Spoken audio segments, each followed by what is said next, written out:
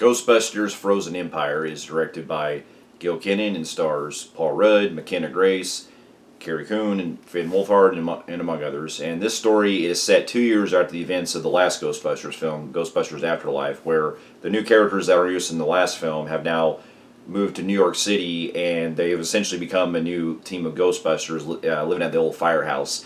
And pretty much, if you've seen from the trailers, there's a new villain in town that pretty much is trying to wreak havoc after there has to be something that has to do with a device that's just some kind of orb that once unleashed, it can essentially create pretty much frozen territory all around and everything.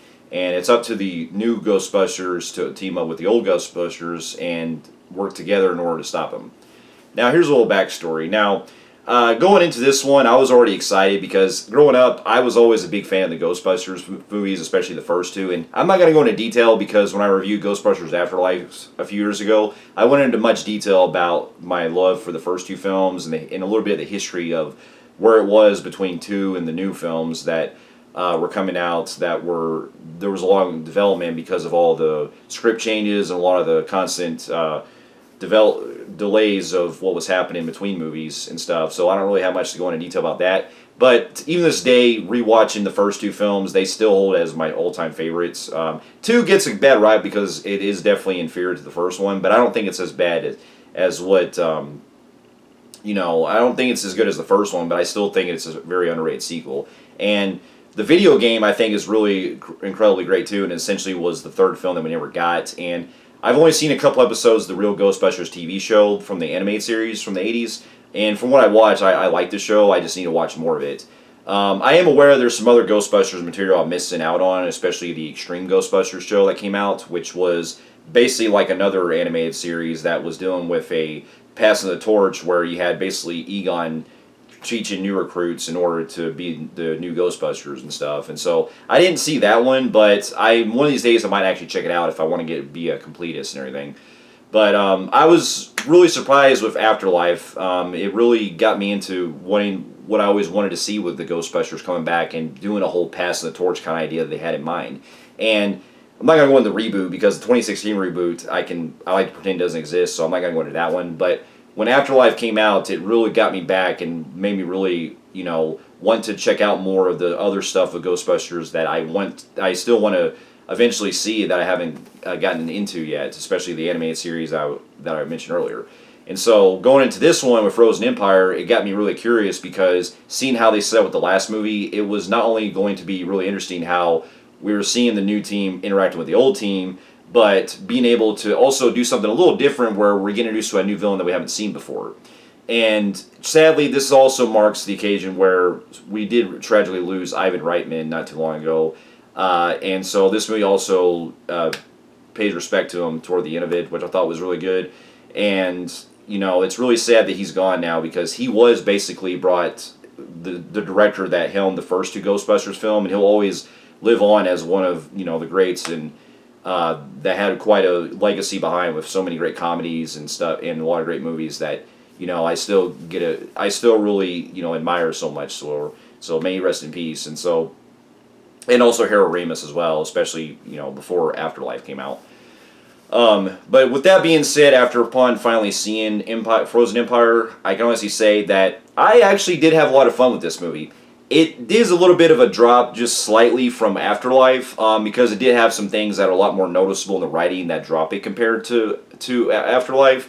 But on a very fun entertainment level, it still got me really invested and it actually really had me really smiling throughout and was everything that I really expected the movie to be.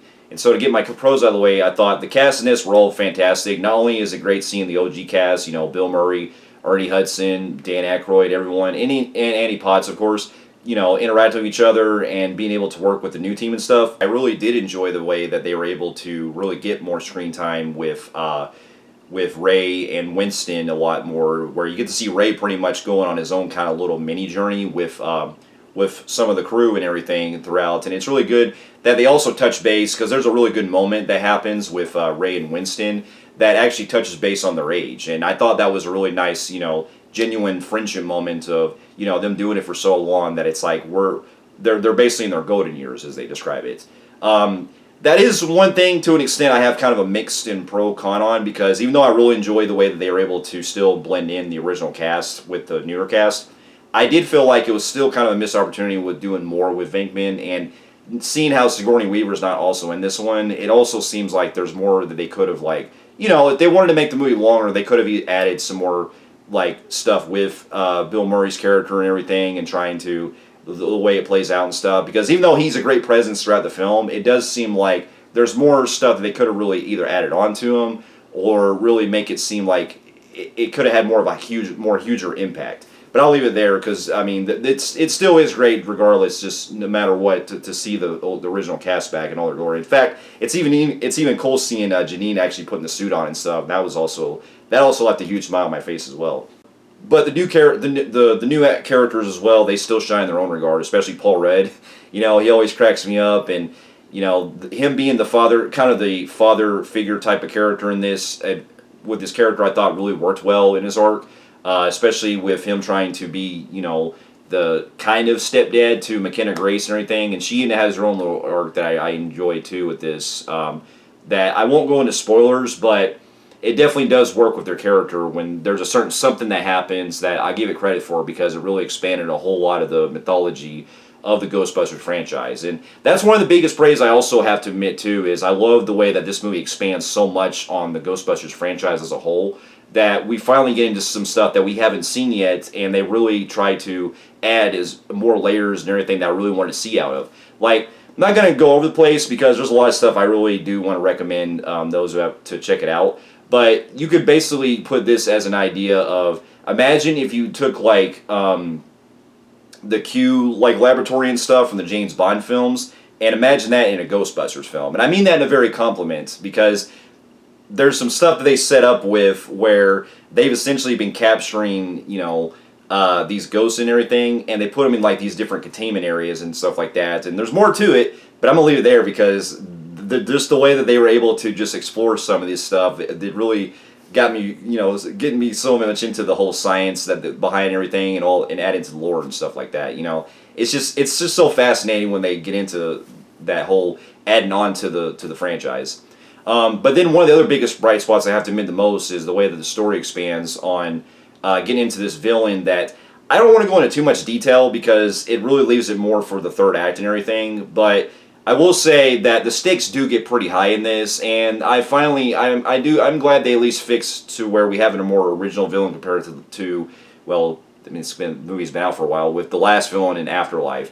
Granted, there's some things I didn't really enjoy with Afterlife, the way they kind of set up some stuff, but I did feel like it was kind of doing some rehashed territory with the end of Afterlife, that of familiar ground, and it just seemed like it was more bigger and stuff. So that's like my only kind of minor. That is one of the few issues I had with Afterlife. But with this one, I'm glad that they at least brought us a new villain that we've never seen before, and they get into a lot of cool like mythology about the villain and some really interesting backstory about him and stuff that I really got myself really invested with and seeing where it was going. And then some of the other new additions, like I'm sorry if I can't pronounce his name correctly, because it's kind of hard to pronounce. But Kamel Nanjiani. Again, I apologize if I get his name right, but I like that guy as an actor, and I've enjoyed him in a lot of films, and he definitely was a great addition to this movie as a new character that kind of has this interesting stuff that sets up with the plot and everything, where he has the orb and everything, and there's more to him, but the way that it plays out, I thought that he was a very fascinating character. And so he was great, and he was, he had some funny parts here and there that I enjoyed as well, and he's always a tremendous actor. I enjoy seeing a lot of other stuff, and he was one of the few bright spots I enjoyed from Eternals. So he was great, and then the way that the CGI was actually able to improve from the last film, I thought was a big step up too, because as much as I was really getting into the practical effects with the last movie, I did feel like there was some CGI here and there of Afterlife that did kind of lack in certain parts. With this one, it did make up for, at least, where they seemed like they were really trying to make it a lot more rendered properly. And seeing the little Stay Puft Marshmallow Men were also fun to watch, and they were cute. And they make me laugh every time they're on screen too. And also, if you've seen the trailers, it's also great seeing Slimer again too. And I thought, while he may not be used too much in the films, whenever he is on screen, it's always a blast to see him. So that was great. And then also the villain himself, like he looks really dark and very menacing at times. And I don't know how much was used for CGI, but if they use any kind of practicals, he really did look intimidating. I liked the way that he was rendered because he did look something straight out of like a version of a Steppenwolf from Justice League. And I mean that in a good way. So that was awesome. And then some other things too, familiar musical cues that we also get from the other films that come into play. And then the way that they were able to set up something even more bigger toward the end of it that's going to lead into future movies, I thought was really very exciting as well. But with that being said, one of the things, this is where I now get into my cons. One of the things that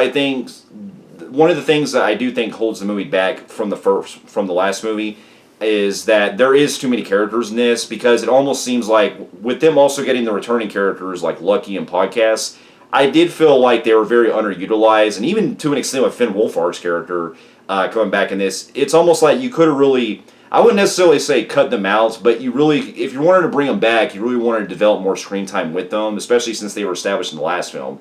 Because when them introducing the other guy that I mentioned earlier, I'm sorry if I can't get if I cannot pronounce his name, but when they introduce him, and then you also got Patton Oswalt coming in, and then you also have this other person that I won't name, but it's like you don't really do too much focus on it, and it does feel like the movie gets itself overstuffed too much, to where with it being a little under 2 hours, it almost seems like there was a lot of scenes that were either cut or we didn't get much time for as far as development. And that's probably something that the studio probably decided, because I get trying to keep it under 2 hours is at best, but there's such thing as having too many characters really makes it feel overbloated, and it really seems like the movie could have either went on longer or trimmed some stuff out or trimmed some characters out that didn't really need to necessarily have a relevance in the story. Like, you really, honestly, you could have cut out like Lucky and Podcast really that much. And even to some extent with Finn Wolfhard, because with them three characters, it's almost like they really didn't have much development of what going into it to really have much of a purpose with the plot itself. So that was that. And then also you had some other issues too I had where not every joke lands. And that's the other thing, even with Kamal's character, is that, or Kamal, I'm sorry if I can't get his name. With his character as well, it's like they really kind of rush into some stuff with his character that I feel like they don't really do a whole lot of time to really get there with, and when they do, it almost feels like it's rushed at times. So there's that, and also I really did seem like it was a missed opportunity not bringing in Lewis, who I understand you can't get Rick Moranis back, but this would have been a perfect opportunity to bring him back, and also maybe have some more interaction with Venkman and Walter Peck coming back, since Dickless is back and everything, and it's fun that he's the mayor surprisingly in this one, but I just wish that there could have been more with him and stuff. There's just little missed opportunities I think really could have advanced the plot a lot better and stuff, or maybe could have made it a lot more tidier. But with that being said, though, I still had a fun time with this, and that's just despite those issues that I did have that hold it back. I still found myself really fun and very invested with where it was going, and so with that, I'm going to give the movie an extremely low compelling grade on the Film Freaks meter. I gave it the same grade as Afterlife, but I will say that it's not as good as Afterlife, but it still has some things that worked better to Afterlife, but then other things that Afterlife did better in itself with. So they go both back and forth, but I still find them I still find Afterlife slightly better than this one. So for those of you who have also seen Ghostbusters Frozen Empire and also the other films, let me know in the comments what you thought about it. And thank you so much for watching, and I'll see you in my next review. I'll see you later.